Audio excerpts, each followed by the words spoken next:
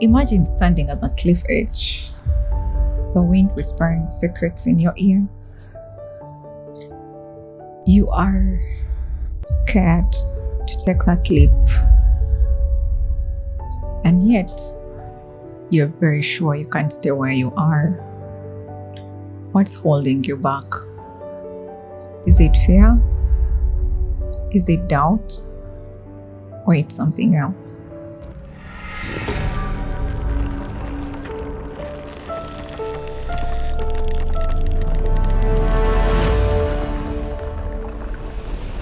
Hello and welcome back to another episode of The Unfiltered Truths.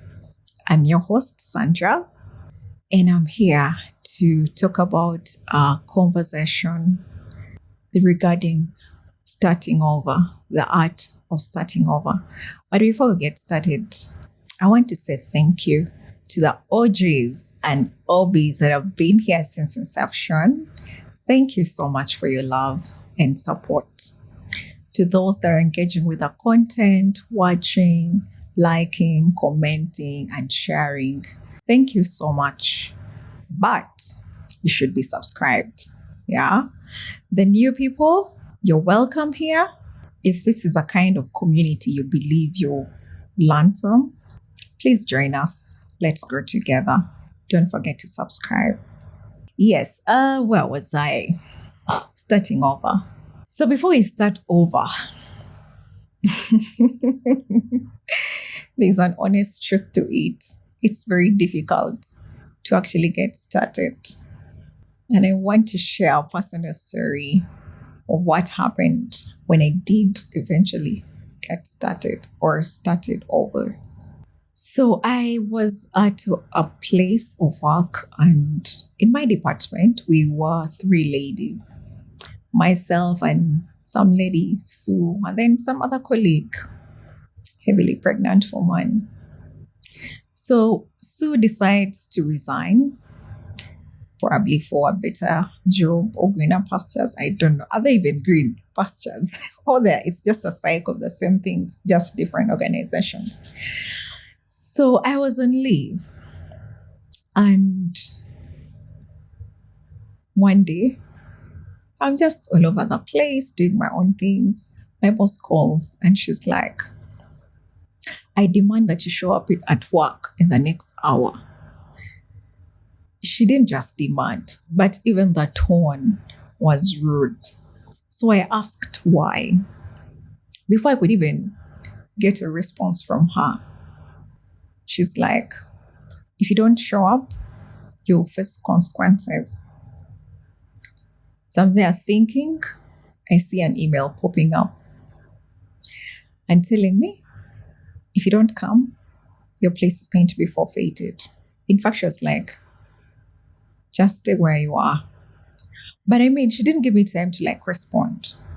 And I genuinely needed time to be away because it was formally given to me, the leave. So within, in that moment, I felt like it was a light bulb moment. In that very moment, I got the courage and told her, I quit with immediate effect. Not funny. So 20 minutes later, she calls and she's like, I didn't literally mean that we have sacked you. I just wanted to scare you into coming. Please come. There's nothing, you can take your time. But it was too late for that. I stood my ground and told her I was done. I was done. In that very moment, I remember I realized the most important things. I prioritized my mental health over anything else. And that's the conversation that we're going to have today.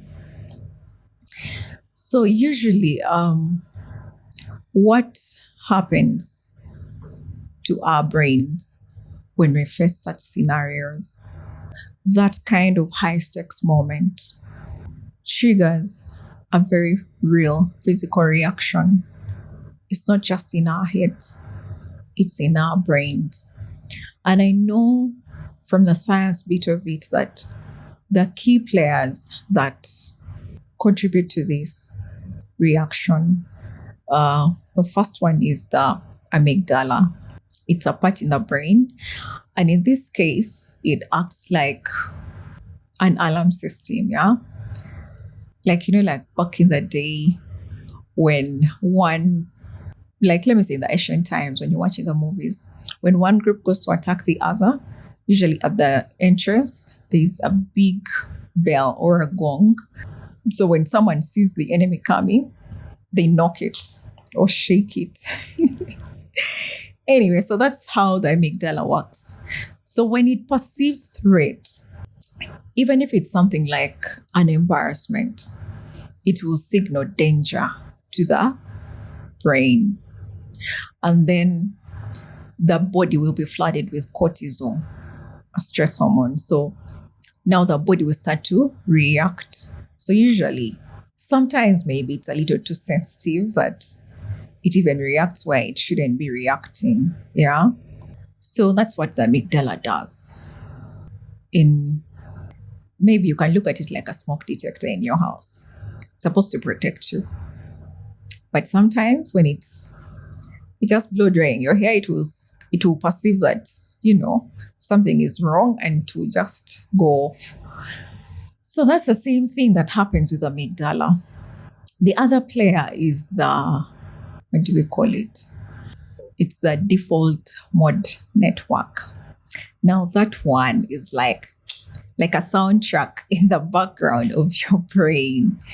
Usually it's activated when you are daydreaming or you're worrying or you're just ruminating. Like it keeps you in a constant cycle of like repeat. Yeah. When you play a song over and over and over and over again. So this one keeps you in a constant cycle of repeat, like keeps on bringing the past story. So you, instead of moving forward, you are stuck where you are and scared to like go and start whatever you wanted to start. The other player is the neuroplasticity. Now, this one is like the hope of us, our brains. It gives you hope because the brain has ability to be unwired and rewired. So every time you want to do something, like, for example, I was too afraid, I was stuck in that job that literally drained my soul. Yeah. That every Sunday night I would have this pit in my stomach and I just didn't know what to do. So when I eventually did get the courage to say I quit, that in that moment, that was me unlearning the whole thing of, oh my God, I haven't gotten a job yet. How can I quit? And teaching my brain that I can get through. I will find something, but I need to live where I am. So that's how the neuroplasticity works. So every time you give it a new something to do, it creates a new neural pathway. So you keep doing that thing, and then eventually you get there. It's like how you do muscles, like you're trying to build your glutes, yeah, the ladies. So you keep doing like those small reps, but consistently, and eventually the glutes grow. So that's how the neuroplasticity goes about. So after we have learned that the first step is having our brains rewired, it takes me to the next question. How do we build courage to trigger this neuroplasticity? Yeah. So I think I'll first define what's courage. Courage is it's fear. It's not fear, but it's that fear that is walking. I don't know if that makes sense. It's like moving fear. Like instead of being scared and you stay in one place, like you're scared, but regardless you move. Yeah, that's how I define courage.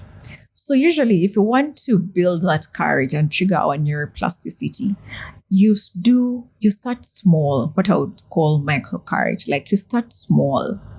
You do something small, but consistently and every time in a bid to get more confidence to keep pushing beyond the threshold you think you have or you have.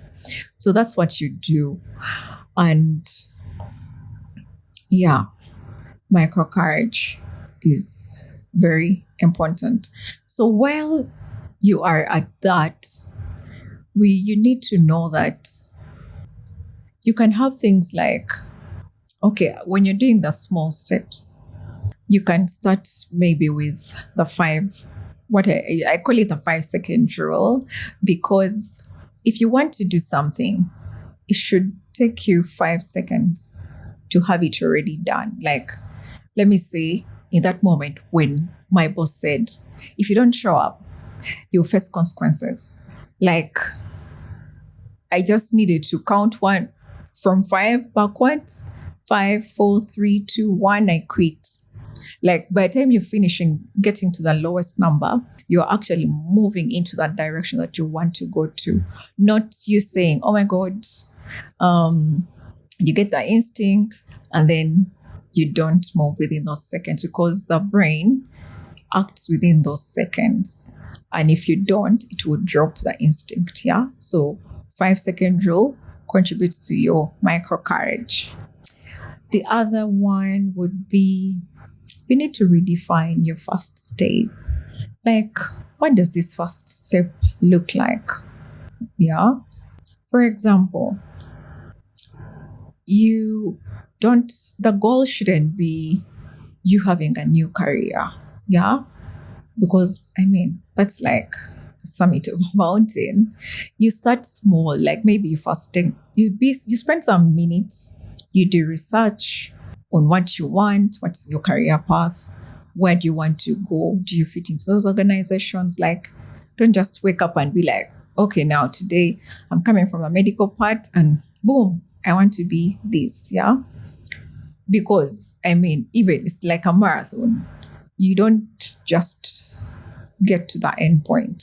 You start with putting on your shoes, you get on your marks, and then you set. So redefine what your first step looks like. Like, in your own perspective, what does that look like? So when you do that, you are building up these little courages to eventually get you to where you want to be, like to bring you that first start that you yearn for and you want to have. But that said, having courage or starting over doesn't necessarily mean that it's a straight path. No. We're going to have setbacks. We're going to fail. But what do we do when we take a risk and then fail? That's something to keep at the back of your mind. So when you take a risk and fail, personally, I remember where I come from.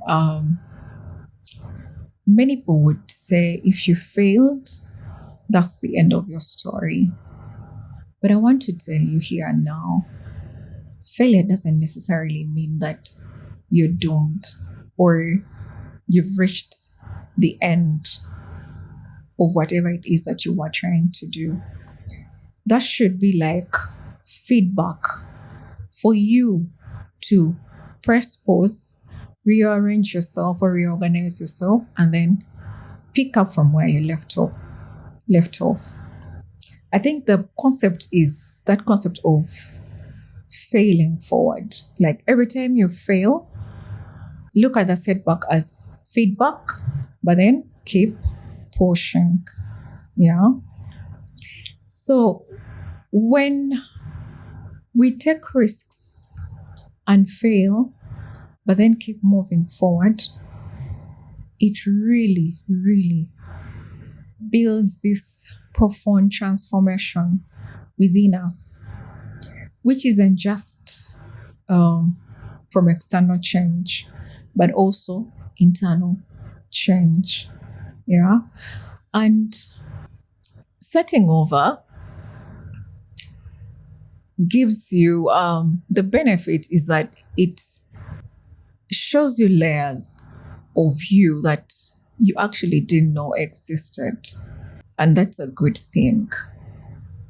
because it just points in the direction of who you're actually supposed to be vis-a-vis who you think or thought you are. And the benefits aren't just about change, but they build resilience. So today, the takeaway I want you to have or go with is take that leap of faith and start over if you're not comfortable where you are. Yeah? Don't be afraid to start over. But remember, micro courage is a first step. Neuroplasticity is also very possible. So we have everything within us to help us start over at any time and wherever we are. If you find this message helpful or you believe there's someone who needs to hear it, help me and do two things. One, like the video such that it signals to the algorithm that this message is important. But also subscribe so that we have more conversations of this nature and you're always notified when something new pops up. Secondly, share this message with your friends, with your circles, because you never know which person you're going to change or inspire to move forward. Until then, bye. This is Unfiltered Truths. I value the time you've put in to watch this video. Thank you so much from my heart of hearts. If this message resonated with you in one way or the other, please subscribe. The purpose of this podcast is to bring hope, restoration, and resilience. Let's share this video with every one of us that we know is going through something and needs comfort